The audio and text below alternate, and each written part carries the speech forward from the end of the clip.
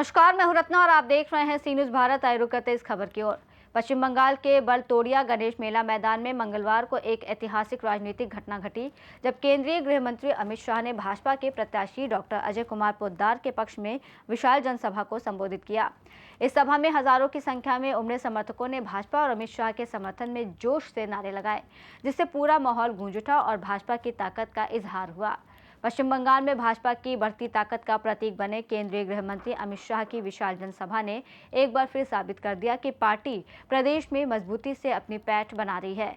मंगलवार को बलतोड़िया गणेश मेला मैदान में आयोजित इस जनसभा में अमित शाह ने डॉक्टर अजय कुमार पोद्दार के पक्ष में समर्थन जुटाया और चुनावी मंच पर भाजपा के लिए शानदार माहौल तैयार किया।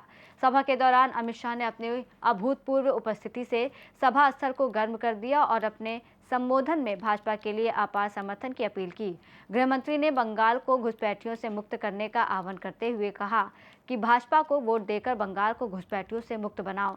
इस उद्घोष से पूरा मैदान तालियों और नारों से गूंज उठा, जो भाजपा की अपार लोकप्रियता का प्रमाण था। अमित शाह के इस भाषण ने न केवल डॉक्टर अजय पोद्दार के लिए समर्थन बढ़ाया, बल्कि भाजपा कार्यकर्ताओं के मनोबल को भी नई ऊर्जा दी।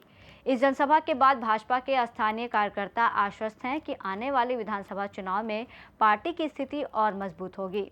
इस आयोजन ने भाजपा की पश्चिम बंगाल में मजबूत होती हुई स्थिति को स्पष्ट किया और इसने ये भी स्पष्ट किया कि आगामी चुनाव में भाजपा के पक्ष में एक लहर बन सकती है। कुल्टी वालों सुन लो, चुनाव आयोग ने सीएपीएफ की व्यवस्था की है और ममता के गुंडे भी कान खोल कर सुन ले। 23 तारीख को मतदान में जरा भी खलल डाला, अपने घर के बाहर निकले तो 4 तारीख के बाद उल्टा लटका कर सीधा कर लेगा।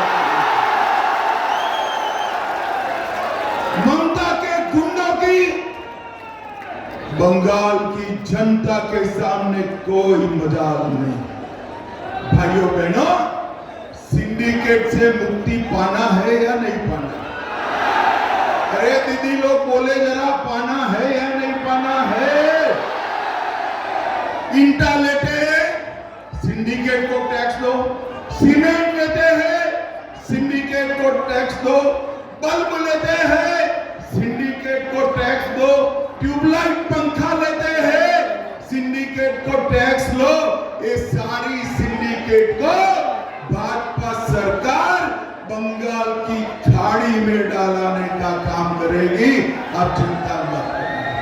भाइयों बहनों, 4 मई के बाद आप एक बार बैलेट के मशीन पर कमल का निशान ढूंढिए, बटन दबाइए। 4 मई के बाद सारे माफियाओं को ढूंढने का काम भाजपा की सरकार करेगी। भाजपा की सरकार पूरे बंगाल में माताओं बहनों की सुरक्षा नहीं है। ममता दीदी को शर्म आनी चाहिए। एक महिला मुख्यमंत्री होने के बावजूद सालों तक संदेश खाली में घुसपैठिया बहनों के साथ अत्याचार करता रहा। एलजी कर, Durgapur college, Calcutta law college, कितनी जगह पर बहनों पर, माताओं पर, महिलाओं पर अत्याचार हुआ। और ममता दीदी कहती है 7 बजे के बाद माताओं बहनों को घर के बाहर नहीं निकलना चाहिए। अरे ममता दीदी, तेरा समय अब समाप्त हो। मैं माताओं बहनों को भरोसा दिलाकर जाता हूं, 4 मई के बाद मोदी जी के नेतृत्व में भाजपा सरकार बनने वाली। और माताओं बहनों, आप मेरी बात लिख लो, 4 मई के बाद रात को 1 बजे भी छोटी सी बच्ची स्कूटी पर जाए, कोई कोई गुंडे की हिम्मत नहीं होगी। आज भारतीय जनता पार्टी महिलाओं की सुरक्षा सुनिश्चित करे। ये आयरन सिटी को हम फिर से आयरन सिटी बनाने का काम करेंगे।